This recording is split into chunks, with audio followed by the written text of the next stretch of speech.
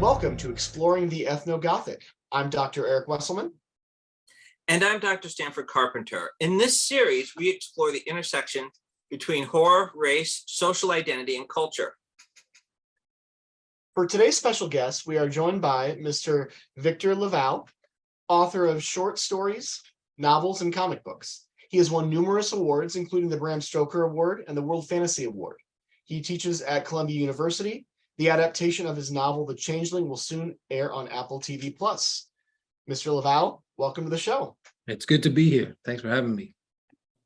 Well, we wanted to lead off by talking about Destroyer. It's your first foray into comics. Yes. I might say that most people would not realize it was your first foray. It was an incredible book. Thanks. I'm really intrigued by what the experience was like moving from being a novelist, where the work is much more solitary, right, and much more centered around you as the individual writer, to doing a comic where it's collaborative, especially a comic with many of the racialized themes. Yes.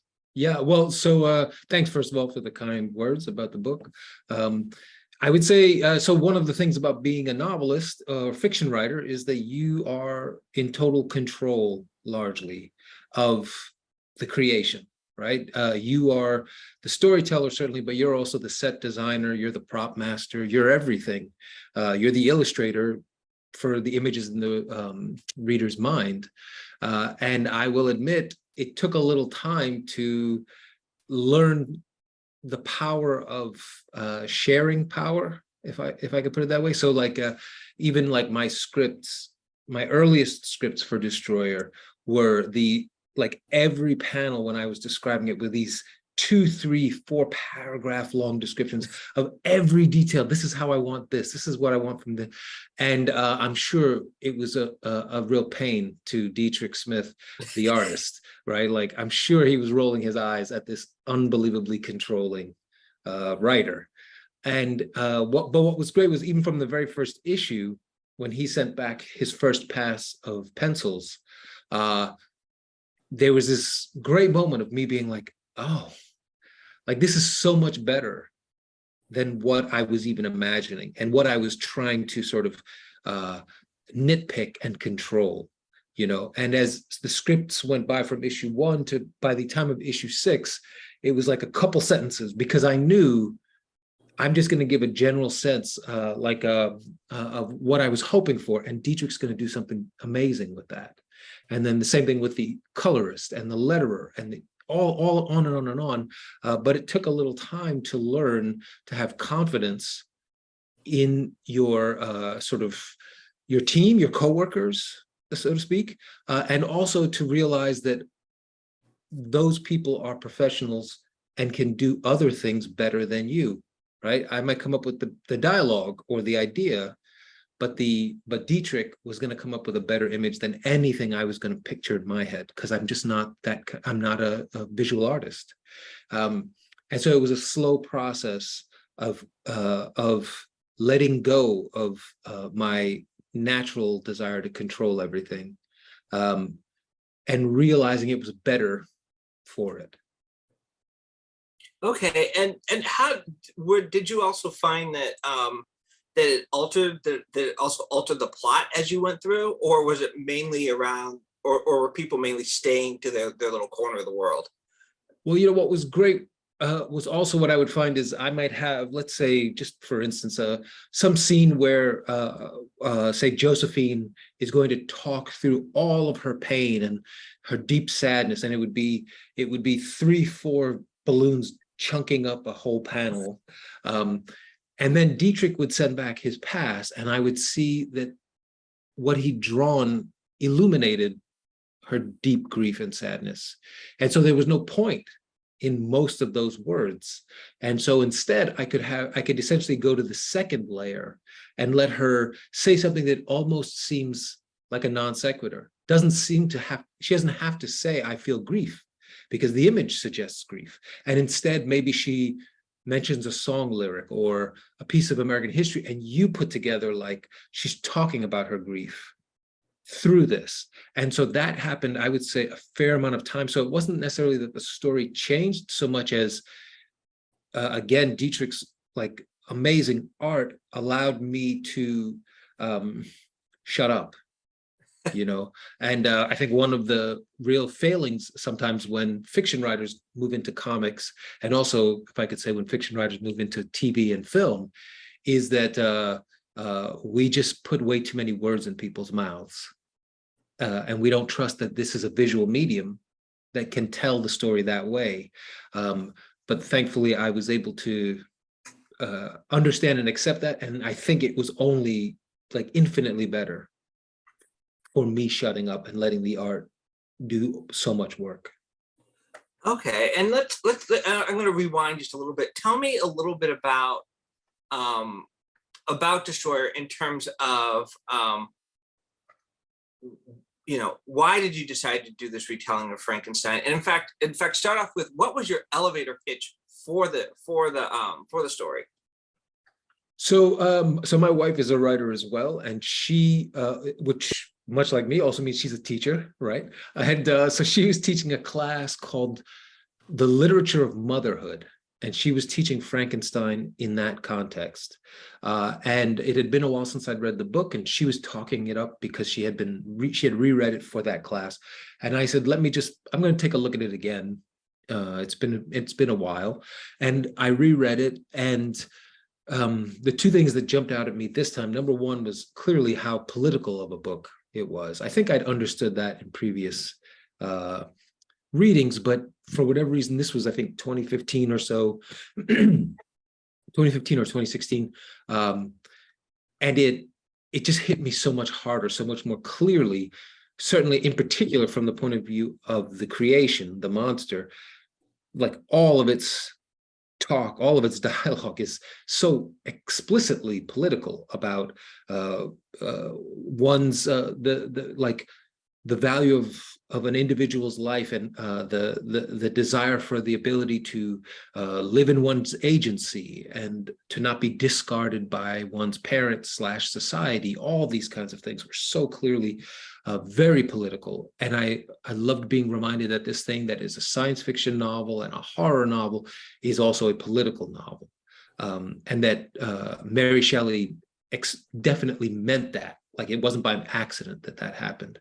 And then I was reading that in the same summer when, I mean, it's almost terrible to say, I can't think of which spate of killings of Black people by police was happening that summer. I can't remember which one it was at that point, but it was a couple of those.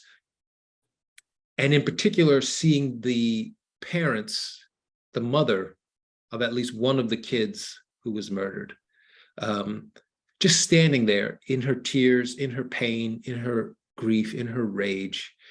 And there was some way that I just said, like, the thing that Mary Shelley was channeling then feels very current, even though this book is over a century old at that point, right? And that idea of an individual's life being valuable, and the idea that no life should be cast aside or considered monstrous, just seemed to fit so perfectly with a conversation as well about police brutality and about systematic racism and all the rest. And that it just sort of immediately sort of came together. But then my pitch to the comic book company probably didn't include any of that. Instead, I led with, this is a continuation of the Frankenstein story, not a retelling of the Frankenstein story. And we're going to tell this updated version where we have a mom bringing her son back from the dead. I guess I'm sure I said, like, after he's been killed by the police. And I think in the original pitch, perhaps it was probably a little closer to like, and they go on a rampage, you know, destroying property and killing people or something like that. And then it was only as we started, as they were like, oh, that's interesting. Is that really what you want to do? I was like, maybe not quite that. You know, but that was everything that went into like the essence of Destroyer. Well, and one thing that I find interesting is that, you know, this whole idea or the fact that you kind of focus more on it being a continuation of the Frankenstein story in the pitch. Yeah. But when you actually read it, like I had the experience of reading it as a series of floppy comics, just one at a time. And what struck me about it was I felt like, for the most part, the story was this continuation of Frankenstein with Black characters in it. Yeah. And then at the very end, when we finally see how the boy died, right? It actually like transformed. It just reconfigured everything I read before, and it went from being a story with Black characters to literally being a Black story. Right. And it made me think of. It actually made me think of the book by Amos Tutuola, My Life in the Bush with Ghosts. Oh, sure. And the thing I love about Amos Tutuola's book is it has this rambling feel to it, right?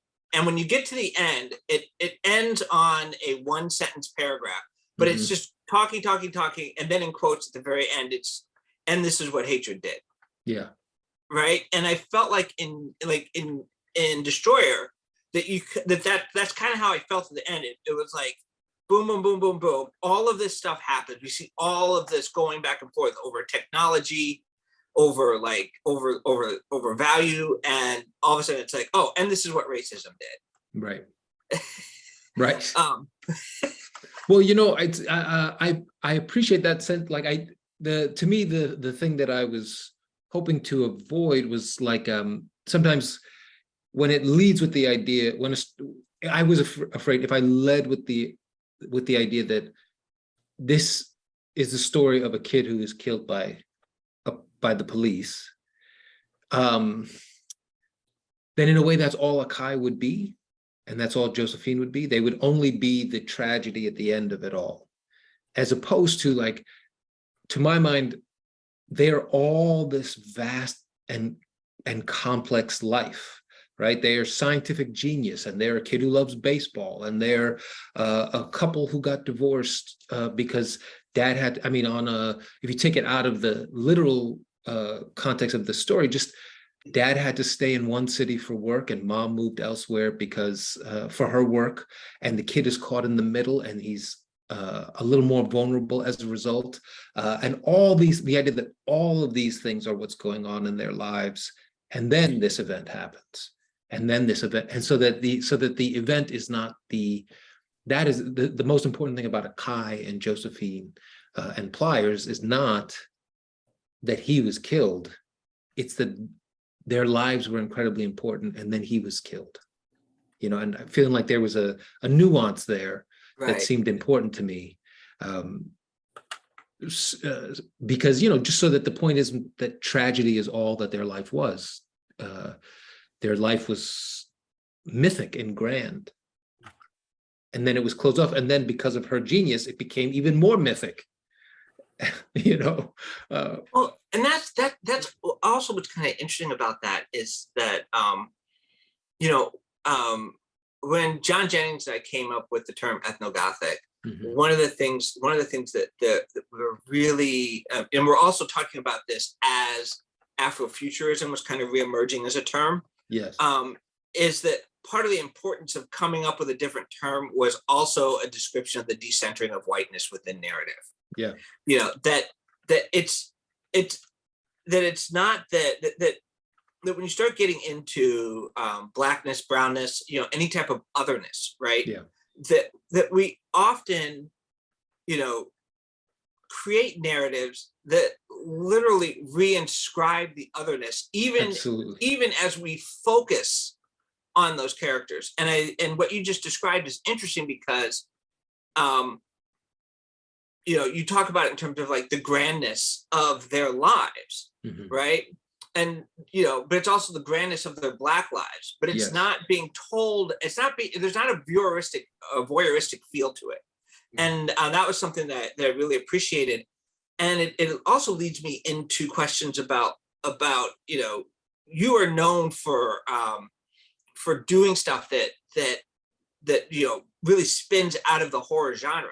Yeah. I find that it just makes me want to ask. It's like what is it about horror that lends itself so well to dealing with some of these issues, to making these moves to decenter whiteness and to tell stories of otherness?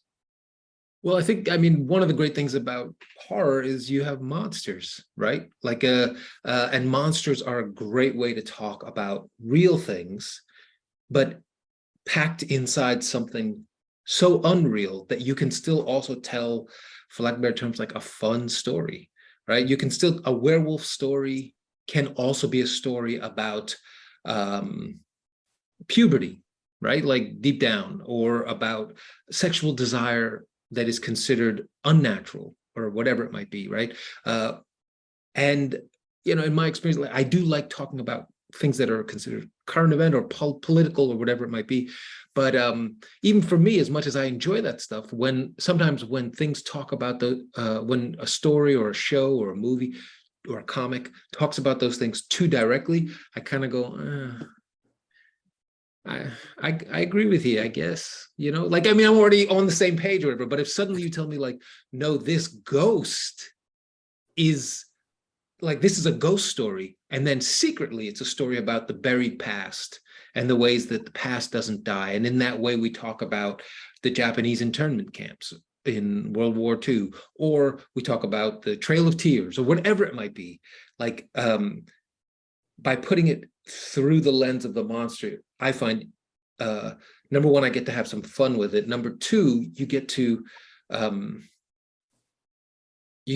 get at the grand feeling of a situation, right? Like, explain, like, on some level, you say, like, even something like Jim Crow, like just saying Jim Crow was a series of like cultural norms and laws that created this two-tier justice. You already are losing on some level the depth of pain and horror that it causes. But if you say there's these two towns, one town of Black folks and a town of vampires, and every night the vampires come to this town and prey on these Black folks, you go like, number one, I want to read that book.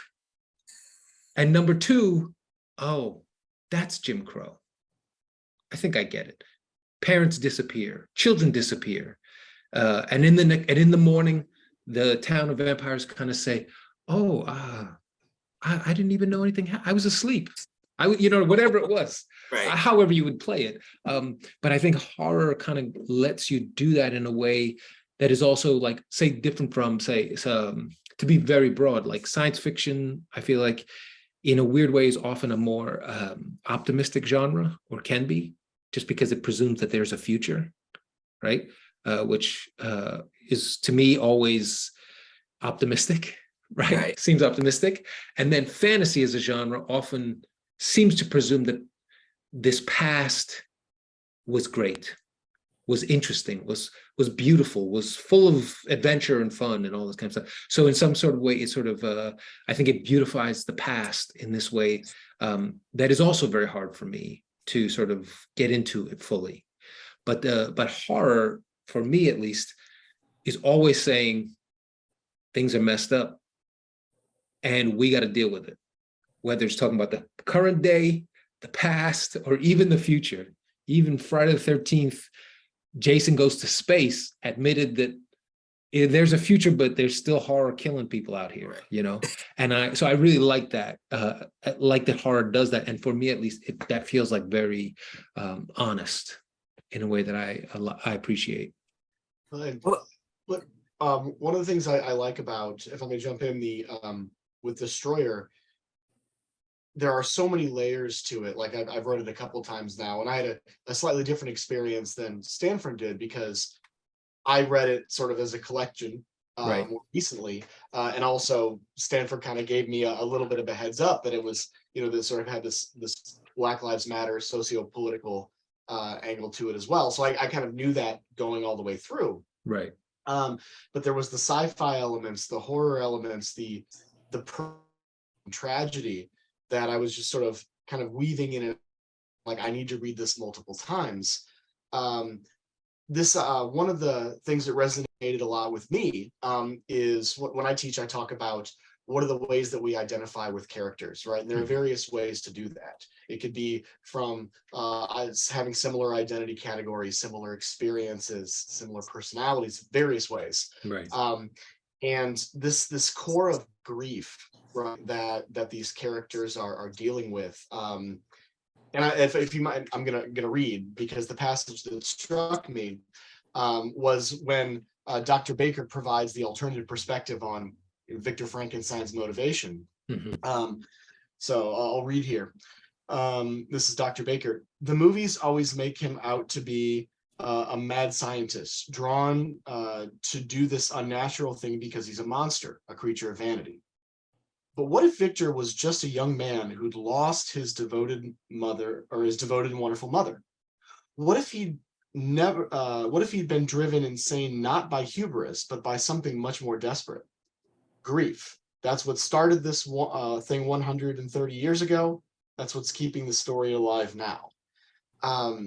That spoke to me so deeply, because grief is one of those pan-cultural experiences, right? For We sure. have individual differences, cultural differences, expression, but this core phenomena of missing someone and keeping a part of them alive in some way, it's just universal, right? And you could just cut through all these different layers at that emotional core. So I just found that very, very fascinating, and that's what hooked me the first time reading it. Yeah, thanks for noticing that, for bringing that up. I do think that took a few, like when I was like between like the pitch and then writing out a more nuanced outline, and because like, my original thing was just excited at the idea of like, let's do an updated Frankenstein, like what would that be, and let's center these Black characters, and what if he's nanobots? It was fun stuff. And what if we have the nanobots Frankenstein fight the old Franken? That's what I was like all in on, because it was just fun. But then as we started getting like more into the script phase and stuff, is when I started to say, like, okay, all of that could be fun, but that's not going to make people care about, like, that's the kind of thing, like, there's lots of horror movies I enjoy watching once because they have some cool kills, Right. but I would never watch them twice, and they're not made for that.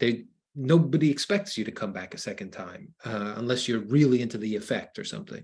But feeling like, okay, but if I did want people to care more, like, what's really at the heart of this? And even to say, on a certain level, when I was getting deeper into it, it also felt disrespectful to take this material and just treat it like a bunch of fun.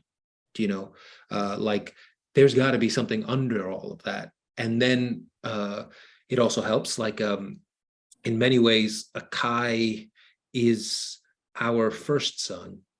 Like, there's a lot of I've been very lucky in that I have 2 comic book series, and I was able to channel each of our kids, their like energy through each of these creations, and so that was kind of fun. And so our older son is this just big-hearted, sweet boy, is what he is. And it was thinking about him, and then the idea that somebody else would see him in the world and only think he was a threat and immediately want to destroy him out of fear. And I was like, oh, that's what Josephine is feeling. She's feeling so much grief and rage and sadness. And then as you said, and then it started to really deepen as a story for me, and say, like, I still want to keep all that fun stuff, but this is the stuff that I think, if anybody's going to care about this book and want to read it more than once, it's going to have to be that stuff that's in there. Wow. I think what coming back to this back to like where we started, it's like we kind of come full circle. What would you say, or what horror films, or what horror films do you think best embody embody the ethnogothic? What are your favorite horror films for dealing with issues around race and racial trauma? That's a good question. It's funny. It's like some of the first things I thought of probably aren't, well, certainly maybe because of more recent memory, I might have think of like a Get Out or a Nope or something like that, right?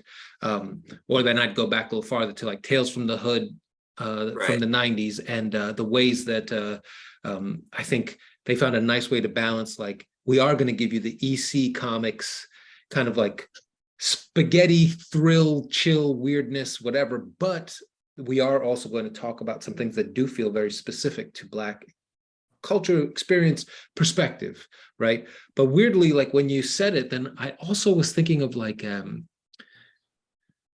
weirdly movies like, I don't know what, like The Five Heartbeats. I don't know if you remember The Five Heartbeats. It's a movie about a R&B group from the 60s, right? But in a weird sort of like, and all it is about how entering into the music business chews up all these five Black men, and the different ways that they are destroyed by this business, and then how they come out the other end. But there's a scene in there where I mean, for lack of better terms, he's not based on Suge Knight, but he's essentially a Suge Knight type of character.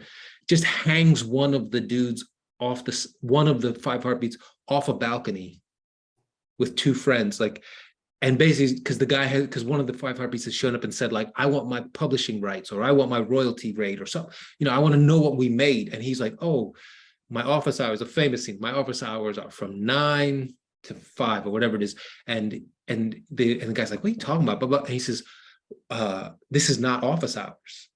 And the guy's like, fuck you, but tell me about blah, blah. And then this dude, Red, and his two like thugs just hang this dude off a balcony. And he says, when are my office hours? And the guy just starts crying. He says 9 to 5 or whatever it is. But for whatever reason, I have rarely been more scared for a Black character than I was in that moment. Partly because it was real, and because I knew that like this kind of stuff had happened long before in the music industry. I'm kind of going off on a tangent, but it was weirdly one of the first things I thought of when you said, what are some of the like ethnogothic. You know what I would also include is like the first season of Sleepy Hollow, if you remember that show. Oh yes, with Nicole Bahari. Like that first season when she was a actual co-lead of that show, and it was very much about like this Ichabod Crane comes back, and there's some big demonic thing happening in this town, but Nicole Bahari is a Black woman who's the sheriff of the town, and she's his co-lead in the first season. And there's a way that they play with this sense of danger toward her in particular, and her vulnerability in this supernatural sphere, that was really compelling and really powerful. And then, of course, they wrote her off the show essentially by the second season and destroyed the show. It went off the air because they did not understand the power and the value of her as a lead on that show. But also, yeah, so that's a handful of things. I don't know that they quite hit, and also weirdly, I'm going to say also, just because it's also my favorite horror movie, John Carpenter's The Thing has two Black male characters, which for me in like the 80s, one of whom makes it to the end, was already a shock to the system that happened, and that they're actual characters. Even Knowles, the guy on the roller skates, has a moment of character here and there. And that one, I mean, it doesn't quite fit the same. It's just more like it's got some Black characters in it, and I love the movie. And wow, I mean, I think that's what's interesting, because what one of the things I find interesting about horror is and you actually touched on it, is that if, and I'll riff off of what you said earlier, if fantasy is about the past and science fiction is about the future, horror is radically about the moment. Yes. You know, whether it, even if it takes place, no matter whether it takes place in the past, present, or future, it still ultimately evokes the present. I agree. And it evokes the present in a way, and in doing so, and in being able to evoke the present in both the, you know, in the present, but also the present in the past and the present in the future, it actually makes me think of Sankofa, this idea that that you can reach back to the past to understand the future and the present. Yes. This idea that the past and the future are kind of these illusory things that cycle back into the present. Right. And with that emphasis on the present and the moment, the way horror deals with borders, I find to be really interesting, right? Because there's always these sense of borders. It's part of what makes the monster monstrous is often that they either protect a border or they violate a border, right? Right. And so that's one of the things I find really interesting about. It's one thing I find really interesting about Destroyer. It's also the thing I find interesting about a lot of other horror. Like as I was looking at Destroyer, one thing that I didn't think of when I was reading it, but then later I started to think of it is,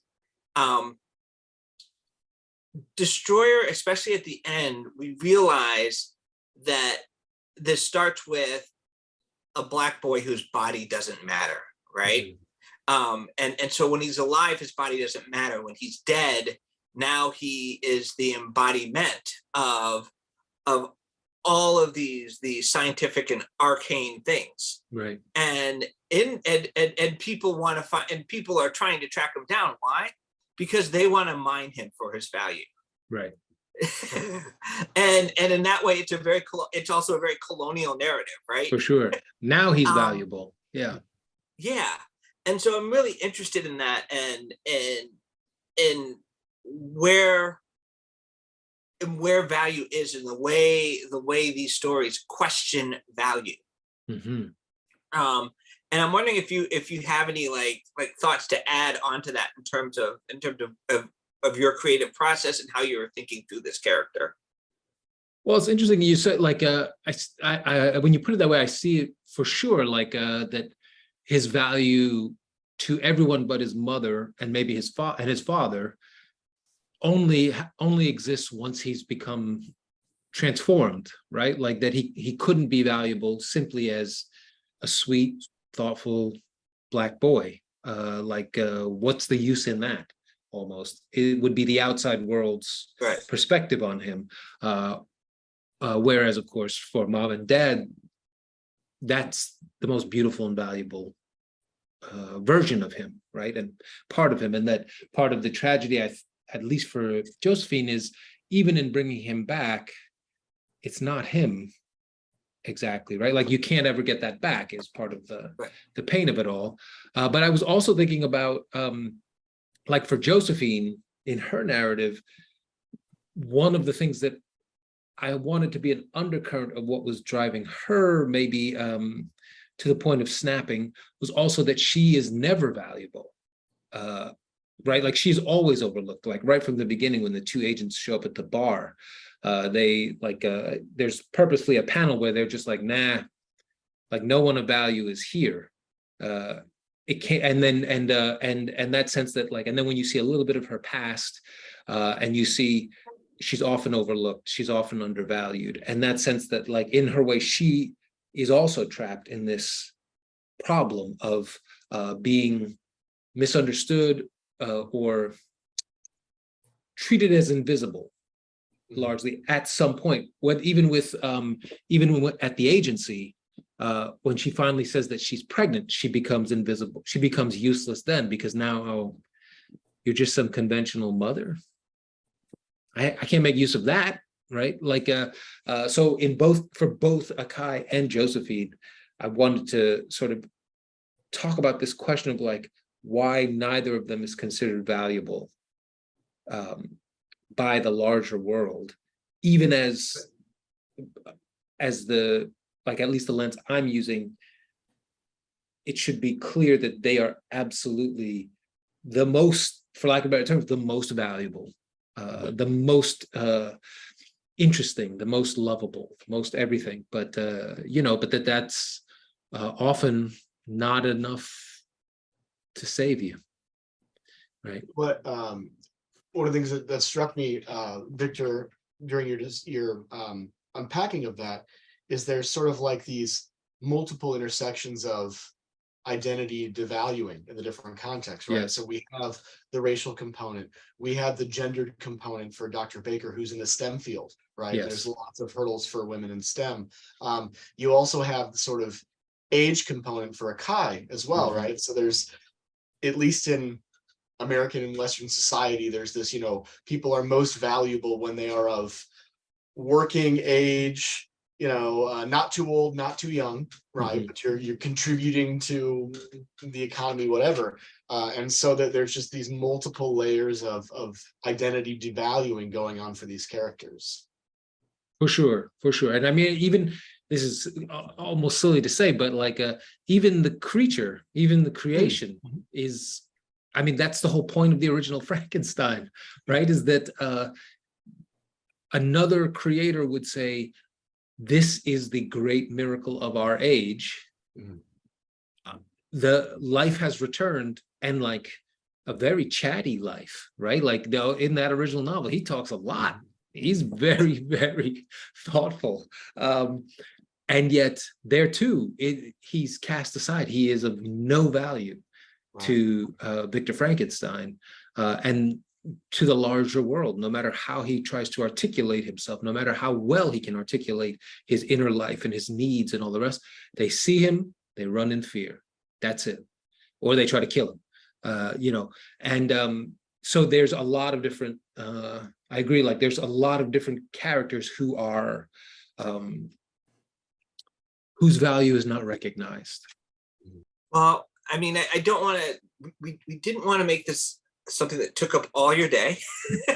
So I want to kind of bring things to a close. But I wanted to close out asking, sort of asking you a little bit about, what are you thinking most about now? What do you have on tap? What do you have coming up that you think that you want people to know about? What are you excited about? Well, I guess, I mean, I only got to announce it like 2 days ago, whatever like that, but like that this Changeling TV show is actually happening is very fun to me. It's been, I think we optioned that book in 2017, and it's coming out in 2023, September 2023. And relatively speaking, that's like a moderate amount of time for getting a show made.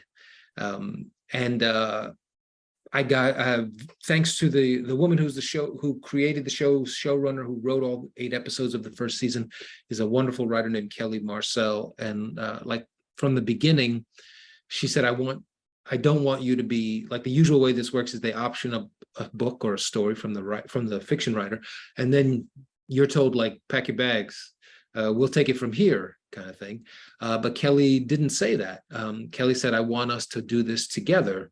And part of the reason she said that is because she knew what she could do. She knew she's amazing. She knew she could handle it, blah, blah, blah. But she's a white British woman. She was also like, and this is a love story about 2 Black characters in New York City. She said, I also just want you there so we can just make this thing really feel like the book you wrote that I fell in love with, and so as a result, we shot it in New York for 5 weeks, and then and I was on set pretty much every day, and then shot the rest of the show in Toronto. And my family and I moved up to Toronto, and we were there for the whole summer, and I was there every day. And so in a way, like part of my excitement is also because it's not that I'm like going to find out what happened, like what they did. I got to see what they were doing. And and it's just fun and wild to say like, oh, I can't wait till people see this, or people see this, or people see that. And yeah, I mean, obviously I'm biased, but I think it's going to be great. And it's also, if I could say, like, to your point earlier, Stanford, it's a very centered, it's a Black New York fairy tale, meaning like the leads are Black characters, and the things that they're dealing with are, while certain aspects of race and gender do come into it, like at the heart of it, they're two parents who are trying to make a living, and they have this baby, and then some, and they're just dealing with that, just dealing with the hardship of that, and the toil of that, and then some weird supernatural things sort of like get introduced into that. But at the heart of it, I hope people will see like just also this Black couple just trying to be good parents, and then things go really bad in the best way, I think, in the best way. So I'm very excited for that, for sure. And then I'm trying to work on some fiction stuff while we're on this this WGA strike. I can't work on any other TV stuff that was in the works, so I'm just trying to work on another book. So, Victor, on that point, I have a sort of a craft question. Yeah. You started as an author, Mhm. fiction, right? You've now worked in comics. You've now worked with TV. How has those experiences changed the way you approach your craft as a writer now? Well, you know, the thing that's the nicest about it is like coming to a place where you see that like none of these things, in a way, like the tools are made for, like they're specialized tools for each method of storytelling, right? And I think like when I was making my earliest attempts to say as a fiction writer to start writing comics, or to try writing for the screen, I was basically just writing novels in comic script form or in TV or movie script form, and they were terrible, and they were unreadable, in fact. And over time, like working on the comic, there was the beauty of the comic form was that like anything you can imagine, you can do, right?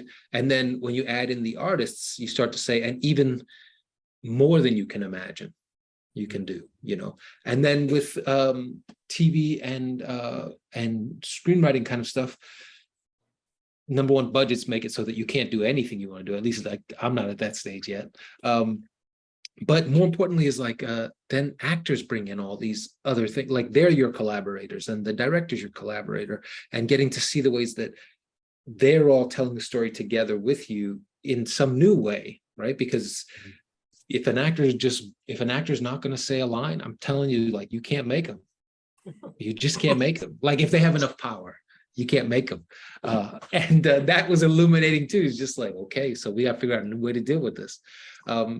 So that's a long way to say, the biggest thing in my mind is I just try to say to myself, I'm not bringing the same exact tools when I come back to fiction or anything like that. But the thing that has stayed with me is, you know, we're like, no matter if it's prose or if it's comics or if it's screenwriting, is, as cheesy as it sounds, is realizing that for the most part, all that really matters is relationships. Sometimes some of my earlier fiction, I would have so many ideas sort of bouncing around that sometimes the people in there, the feelings, the relationship in there might get a little lost, and it might start to seem a little like mysterious. Like, why are people doing this? And it's just like, oh, because I thought it was cool. I just wanted to do that kind of thing. Whereas now I feel like in any of these things, as we were saying about the grief aspect, it's like eventually digging down and finding out what is the actual real human emotion, human relationship that this thing has to be built on. And that's the one thing that I now see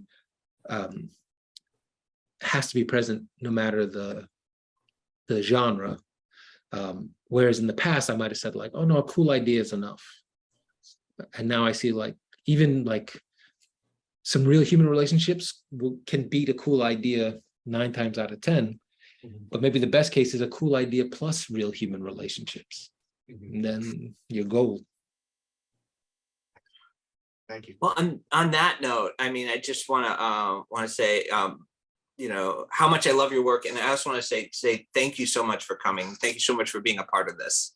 I really appreciate you inviting me along. This was a blast.